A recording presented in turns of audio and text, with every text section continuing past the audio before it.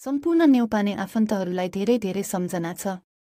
र यही टुलको माध्यमबाट तपाईहरुले एउटा फोटोलाई एउटा बोलेको भिडियो बनाउन सक्नुहुन्छ र तपाईले यसलाई आफ्नो कुनै पनि ठाउँमा भिडियोहरुमा युज गर्न सक्नुहुन्छ वा तपाईले आफ्नो आफन्तहरु अथवा बितिसकेका व्यक्तिहरुको फोटो छ भने फोटोबाट भिडियो पनि क्रिएट गर्न सक्नुहुन्छ, जसमा तपाईले स्क्रिप्ट तयार गर्नुपर्ने हुन्छ र तपाईले लेखेकै कुराहरु त्यो एआई टुलले अथवा तपाईकै फोटोले अथवा जुनसुकै व्यक्तिको फोटो युज गर्नुहुन्छ त्यो फोटोले बोलेको भिडियो बन्नेछ। साथीहरु कसरी बनाउन सकिन्छ लागौं प्र्याक्टिकल रुपमै भिडियो तर्फ। साथीहरु नमस्कार, म सदीनफो sdinfo च्यानलमा तपाईहरु सम्पूर्णलाई हार्दिक स्वागत गर्न चाहन्छु। साथीहरु सबैभन्दा पहिला तपाईहरु हेरेर एउटा वेबसाइटमा जानु होला studio.d-id.com एडिटर। साथीहरु यो वेबसाइटलाई खोल्नुहोस्, खोल्दा बित्तिकै तपाईको अगाडि यस्तो खालको इन्टरफेस हेरेर खुलेर आउनेछ। अब साथी यसमा विभिन्न अप्सनहरु दिएका छन् हेरेर, भिडियो लाइब्रेरी, क्रिएट भिडियो, त्यसैगरी एपीआई, डकुमेन्टेसन, सपोर्ट विभिन्न रहेका छन्।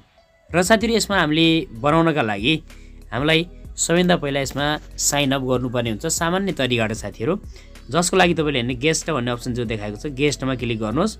गेस्टमा क्लिक गरिसकेपछि हेरेर तपाईले लगइन र साइन अप भनेको छ यसमा क्लिक गर्नु होला। यसमा क्लिक गर्दा बित्तिकै हेरेर हामी यस्तो खालको इन्टरफेसमा पुग्ने छौं। अब हामीसँग यहाँ आईडी छैन भने हेरेर साइन इन विथ भनेको छ, यहाँ गुगलमा क्लिक गर्नु होला। गुगलमा क्लिक गरिसकेपछि तपाईले हेरेर जति पनि तपाईको मोबाइलमा गुगल आईडीहरु, जीमेल आईडीहरु हेर्ने रहेका छन् त्यो सम्पूर्ण देखाउने छ। कुनबाट खोल्न चाहनुहुन्छ त्यो एउटा कुनैमा क्लिक गर्नु होला साथीहरु। जस्तै मैले एउटामा क्लिक गर्ने छु, मैले यहाँ क्लिक गरे। क्लिक गरिसकेपछि हाम्रो गाडी हेरेर यस्तो खालको इन्टरफेस हेरेर खुलेर आउनेछ। पुनः रिलोड गर्दा बित्तिकै हाम्रो गाडी यस्तो खालको इन्टरफेस हेरेर आउनेछ। हेरेर आइसकेपछि हेरेर तपाईले देख्नुहुनेछ कि साइडमा हेरेर भिडियो लाइब्रेरी रहेको छ र क्रिएट भिडियो रहेको छ। तपाईले हेरेर क्रिएट भिडियोमा क्लिक गर्नुहोस्।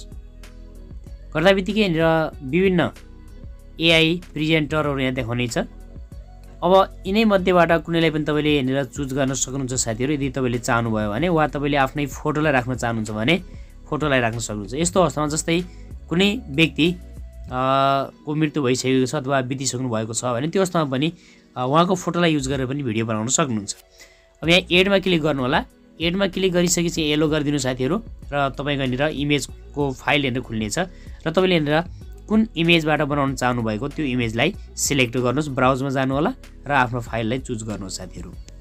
अब हेरेर फोटो एड भएर आइसकेको छ, तपाईले देख्न सक्नुहुन्छ। यसलाई कट पनि गर्न सक्नुहुन्छ।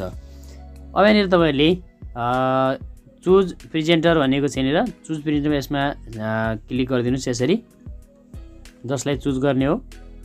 अब साथीहरु हेरेर साइडमा टाइप योर स्क्रिप्ट हियर यसरी हेरेर तपाईले कुन ल्याङ्ग्वेजमा लेख्ने यहाँ तल ल्याङ्ग्वेज पनि देखाएको छ, ल्याङ्ग्वेजमा क्लिक गर्नु होला र आफ्नो जुन ल्याङ्ग्वेजमा गर्न चाहनुहुन्छ त्यो ल्याङ्ग्वेजलाई हेरेर चुज गरिदिनु साथीहरु। यदि तपाईहरुले नेपालीमा गर्न चाहनुहुन्छ भने नेपाली हेरेर दिएको छ, नेपालीलाई चुज गरिदिनु होला।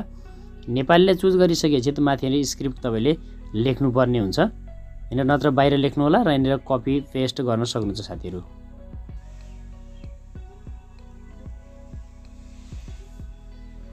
अब यसरी मैले सानो लेखेको छु हेरेर तपाईले सुन्न पनि सक्नुहुन्छ। यसलाई हेरेर अडियोमा क्लिक गरेर र जुन यहाँ माथि अप्सन दिएको छ जेनेरेट भिडियो यसमा क्लिक गर्न सक्नुहुन्छ भिडियो बनाउनका लागि।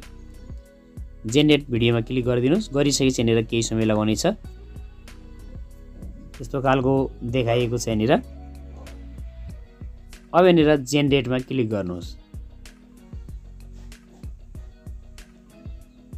अब हेरेर केही समय लगाउने छ। जेनेरेटिङ योर भिडियो भनिएको छ, सक्सेसफुली जेनेरेटेड भनेको साथीहरु हेरेर। अब साथीहरु यसलाई प्ले गरेर हेर्न सकिन्छ, प्ले गर्न सक्नुहुन्छ। सम्पूर्ण नेपाली आफन्तहरूलाई धेरै धेरै सम्झना छ। अब साथीहरु यसरी तयार भएको छ एआई भिडियो। अब यसलाई सेभ गर्नलाई यहाँ डाउनलोड अप्सन छ, डाउनलोडमा क्लिक गर्नु होला। क्लिक गर्दा बित्तिकै तपाईको यो भिडियो हेरेर डाउनलोड भएको छ। साथीहरु तपाईले पनि यसै वेबसाइटको थ्रु निशुल्क रूपमा एआई टुलको प्रयोग गर्न सक्नुहुन्छ र एउटा लेखेको स्क्रिप्ट अथवा कुनै पनि ल्याङ्ग्वेजमा तपाईले इंग्लिश अथवा नेपाली दुईटै ल्याङ्ग्वेजमा बनाउन सक्नुहुन्छ। मैले त्यनीर नेपाली ल्याङ्ग्वेज बनाएर देखाएको छु। तपाईले इंग्लिश ल्याङ्ग्वेजलाई सिलेक्ट गर्नु होला र इंग्लिशमा लेख्नु भयो भने इंग्लिशमा पनि बनाउन सक्नुहुन्छ। हवस् त साथीहरु, आगामी नयाँ भिडियोमा पुनः भेट हुनेछ। धन्यवाद।